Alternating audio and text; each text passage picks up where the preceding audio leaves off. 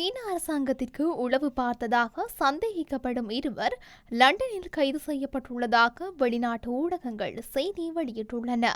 பிரித்தானியாவில் நீண்ட காலமாக இடம்பெற்று வரும் உளவு நடவடிக்கையின் ஒரு நிகழ்வு இதுவென பிரித்தானிய புலனாய்வு அதிகாரிகள் தெரிவித்துள்ளதாகவும் வெளிநாட்டு ஊடகங்கள் செய்தி வெளியிட்டுள்ளன. சில தினங்களுக்கு முன்னர் சீனாவுக்காக உளவு பார்த்ததாக 4 பேர் ஜெர்மனியில் கைது செய்யப்பட்டதாக மேலும் தெரிவிக்கப்பட்டுள்ளது. லண்டனில் கைது செய்யப்பட்ட இருவரில் ஒருவர் பாராளுமன்ற ஆய்வாளராக பணிபுரிவதாகவும் சீனாவிற்கு எதிரான பிரித்தானிய கொள்கைகளில் மாற்றங்கள் ஏற்படுத்தும் திறன் கொண்ட பல அரசியல்வாதிகளுடன் அவர் நெருங்கிய தொடர்பில் இருப்பதாகவும் தெரியப்படுகின்றது. கைது செய்யப்பட்ட இருவரும் வெஸ்ட்மின்ஸ்டர் மாஜிஸ்ட்ரேட் நீதிமன்றத்தில் முன்னிலைப்படுத்தப்பட்ட பின்னணியில் விடுவிக்கப்படவுள்ளனர். மேலும் இருவரும் அரச ரகசிய சட்டத்தை மீறியதாக குற்றம் சாட்டப்பட்டதாகவும் கூறப்படுகின்றது.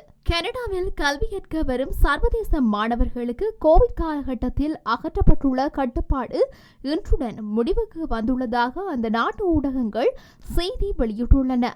கனடாவில் கல்வி கற்க வரும் சர்வதேச மாணவர்களை குறிப்பிட்ட நேரத்துக்கு மேல் பணிபுரிய அனுமதிப்பதால் அவர்களில் சிலர் கனடாவுக்கு வரும் நோக்கமே கல்வி கற்பதற்காக அல்லாமல் பணிபுரிவதற்காக மாறிவிடுகின்றது என கனடா புலம்பெயர்ந்த துறை அமைச்சர் மேட் மில்லர் தெரிவித்துள்ளார். கனடாவில் கல்வி கற்க வரும் மாணவர்கள் தங்கள் பணத்தேவைக்காக வாரத்தில் 20 மணி நேரம் வேலை செய்யலாம் என அனுமதி அளிக்கப்பட்டிருந்தது. கோவிட் காலகட்டத்தில் கனடாவில் பணியாளர்கள் தட்டுப்பாடு ஏற்பட்டதால் அதை சமாளிக்க கல்வி கற்கும் மாணவர்கள் வாரத்தில் 20 மணி நேரம் மட்டுமே வேலை செய்யலாம் எனும் கட்டுப்பாடு அகற்றப்பட்டுள்ளது.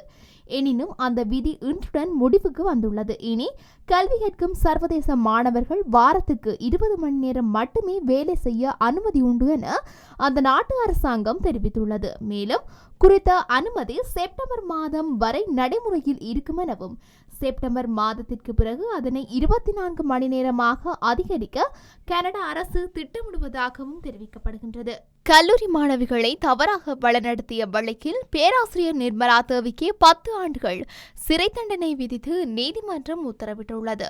அருப்புக்கோட்டை தனியார் கல்லூரி மாணவிகளை தவறாக வழிநடத்த முயற்சித்ததாக பேராசிரியை நிர்மலா தேவி மதுரை காமராசர் பல்கலைக்கழக பேராசிரியர் முருகன் மற்றும் ஆய்வு மாணவர் கருப்பசாமி ஆகியோர் மீது கடந்த 2018ஆம் ஆண்டு வழக்கு பதிவு செய்யப்பட்டது. பின்னர் இந்த வழக்கு சிபிஐடி விசாரணைக்கு மாற்றப்பட்டது. இந்த வழக்கின் விசாரணை ஸ்ரீவில்புத்தூரில் உள்ள மாவட்ட விரைவு மகளிர் நீதிமன்றத்தில் நடைபெற்று வந்தது. இருதரப்பு வாதங்களும் நிறைவடைந்த நிலையில் வழக்கின் தீர்ப்பை ஏப்ரல் 29ஆம் தேதிக்கு ஒத்திவைத்து நீதிபதி பகவதி அம்மாள் உத்தரவிட்டார். பின்னர் ஏப்ரல் 29ஆம் தேதி பேராசிரியை நிர்மலா தேவியை குற்றவாளி என மாவட்ட விரைவு மகளிர் நீதிமன்றம் தீர்ப்பளித்தது. அப்போது நிர்மலா தேவி தரப்பில் ஆஜரான வழக்கறிஞர் தண்டனையை குறைத்து வழங்க வேண்டும் என்றும் தங்கள் தரப்பு கருத்துக்களை தெரிவிக்க தண்டனையை நாளைக்கு ஒத்திவைக்க வேண்டும் என வாதிட்டார்.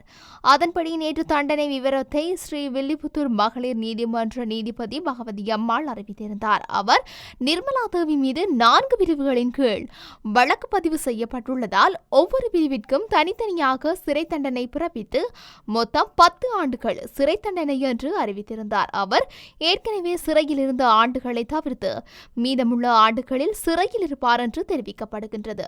இந்த வழக்கில் குற்றம் சாட்டப்பட்டிருந்த பேராசிரியர் முருகன் மற்றும் ஆய்வு மாணவர் கருப்புசாமி ஆகியோர் விடுவிக்கப்பட்டிருந்தனர். அமெரிக்காவில் அதிபராக ஜனநாயக கட்சியை சேர்ந்த ஜோ பைடன் பதவி வகித்து வருகின்றார். நட்பு ஆண்டு இறுதியில் அங்கு அதிபர் தேர்தல் நடைபெற உள்ளது. இதில் அதிபர் பைடன் மற்றும் குடியரசுக் கட்சியை சேர்ந்த முன்னாள் அதிபர் டொனால்ட் ட்ரம்புக்கு இடையே போட்டி நிலவுகின்றது. இதில் ட்ரம்புக்கு மக்களிடையே ஆதரவு பெருகி காணப்படுகின்றது. தொழில் அதிபரான ட்ரம்ப் 2016ஆம் ஆண்டு அமெரிக்க அதிபர் தேர்தலில் போட்டியிட்ட போது தன்னுடனான உறவுகளை மூடி மறைக்க நடிகை ஸ்டார்மி டேனியல்ஸுக்கு ரூபாய் 1 கோடி கொடுத்தது தொடர்பாக அவருக்கு எதிராக கோர்ட்டில் விசாரணை நடந்து வருகின்றது. இதற்கிடையே இந்த வழக்கில் தொடர்புடையவர்கள் குறித்தும் பொதுவெளியில் பேசக்கூடாது என ட்ரம்புக்கு கோர்ட் உத்தரவு பிறப்பித்திருந்தது. ஆனால் அவர் அதை மீறி வழக்கில் தொடர்புடையவர்களை பொதுவெளியில் தொடர்ந்து விமர்சித்து வந்தார். இந்த நிலையில் கோர்ட்டை அவமதித்ததாக கூறி ட்ரம்ப் நேற்று கோர்ட்டில் ஆஜர்படுத்தப்பட்டார். அப்போது நீதிபதி அவருக்கு சுமார் 7.5 லட்சம் அபராதம் விதித்து தீர்ப்பளித்தார். கோர்ட் உத்தரவை மீண்டும் மீறினால் சிறையில் அடைக்க நேரிடும் எனவும் எச்சரிக்கை விடுத்திருந்தார். கடந்த 2019 ஆண்டு இறுதியில் சீனாவில் உருவான கொரோனா வைரஸ் உலகம் முழுவதும் பரவி பெரும் பாதிப்பை ஏற்படுத்தியது. இதையடுத்து கொரோனா தடுப்பூசியை பல்வேறு நாடுகள் கண்டுபிடித்தன. இதில் இங்கிலாந்தைச் சேர்ந்த ஆஸ்ட்ராஜெனகா நிறுவனம் மற்றும் ஆக்ஸ்போர்ட் பல்கலைக்கழகம் இணைந்து தடுப்பூசியை உருவாக்கின. இந்த தடுப்பூசி இந்தியாவில் கோவிஷீல்டு என்ற பெயரில் விநியோகிக்கப்பட்டது. இதற்கிடையே ஆஸ்ட்ராஜெனகா நிறுவனத்தின் கொரோனா தடுப்பூசியை செலுத்திய பிறகு மூளையில் பாதிப்பு ஏற்பட்டதாக கூறி ஜேமிஸ் காட் என்பவர் கோர்ட்டில் வழக்கு தொடர்ந்தார். இதேபோல் 51 வழக்குகள் நஷ்ட ஈடு கேட்டு தொடரப்பட்டன. இவ்வழக்குகள் மீது விசாரணை நடந்து வருகின்றது. இந்த நிலையில் ஆஸ்ட்ராஜெனகா நிறுவனம் கோர்ட்டில் அளித்த ஆவணத்தில் கோவிட் தடுப்பூசி ஒரு அரிய பக்க விளைவை ஏற்படுத்தும் என்று ஒப்புக்கொண்டதாக தி டெலிகிராப் ஊடகம் ஒன்று தெரிவித்துள்ளது.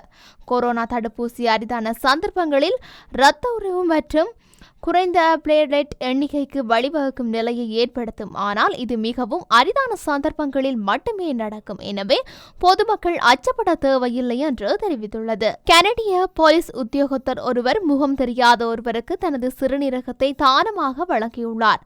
மொன்றியலில் தென்பகுதியைச் சேர்ந்த போலீஸ் உத்தியோகத்தர் ஒருவரே இவ்வாறு இனம் தெரியாத ஒருவருக்கு தனது சிறுநீரகத்தை வழங்கியுள்ளார். பாடசாலை ஆசிரியர் ஒருவருக்கு குறித்த போலீஸ் உத்தியோகத்தர் இவ்வாறு சுயநலமற்ற வகையில் தானம் வழங்கியுள்ளார். கியூபெக்கைச் சேர்ந்த ஜோனாலவ் என்ற பாடசாலை ஆசிரியர் கோவிட்-19 பெருந்தொற்று காலப்பகுதியில் முதல் சிறுநீர் நோயினால் பாதிக்கப்பட்டுள்ளார்.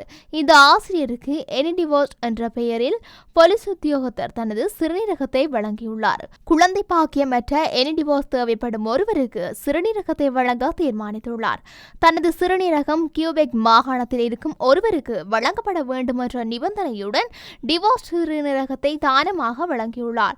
சிறுநீரகத்தை தானமாக வழங்கியவரும் பெற்றுக்கொண்டவரும் சந்தித்த தருணம் நெகிழ்ச்சி மிக்க உணர்வுபூர்வமான தருணமாக அமைந்திருந்தது. தனது சிறுநீரகத்தை வழங்கியதன் மூலம் ஏனையவர்களையும் இவ்வாறான கொடைக்கு ஊக்கப்படுத்துவதாக போலீஸ் உத்தியோகத்தர் டிவோஸ் தெரிவித்துள்ளார். தெற்கு காசாவில் உள்ள ராவா நகரை நிச்சயமாக தாக்குவோம் என்று இஸ்ரேல் பிரதமர் பெஞ்சமின் நெதன்யாகு தெளிவுபடுத்தியுள்ளார். போர் நிறுத்தம் குறித்து ஹமாஸுடனான பேச்சுவார்த்தைகள் தொடர்கின்றது. இருப்பினும் இந்த பேச்சுவார்த்தையில் உடன்பாடு எட்டப்பட்டாலும் இல்லாவிட்டாலும் இஸ்ரேலிய படைகள் ஹமாஸை முடிவுக்கு கொண்டுவர ராஃபாவிற்கு நுழையும் என்று அவர் கூறினார். இதனிடையே இஸ்ரேல் ஹமாஸ் போர் காரணமாக ஆயிரக்கணக்கான பாலஸ்தீனியர்கள் ராஃபா நகரில் தஞ்சமடைந்துள்ளனர். பழைய கைதிகளை விடுவிக்கவும் ஓரளவு நிவாரணம் பெறவும் இரு நாடுகளுக்கும் இடையே போர் நிறுத்த ஒப்பந்தம் குறித்து பேச்சுவார்த்தை நடந்து வருகின்றது. ஆனால் எங்கள் இலக்குகளை அடையாமல் போரை நிறுத்துவதில் உடன்பாடு இல்லை. நாங்கள் ராஃபாவில் நுழைகின்றோம். ஹமாஸ் படைகளை முற்றாக அழிப்போம் என்று நெதன்யாகு கூறியுள்ளார்.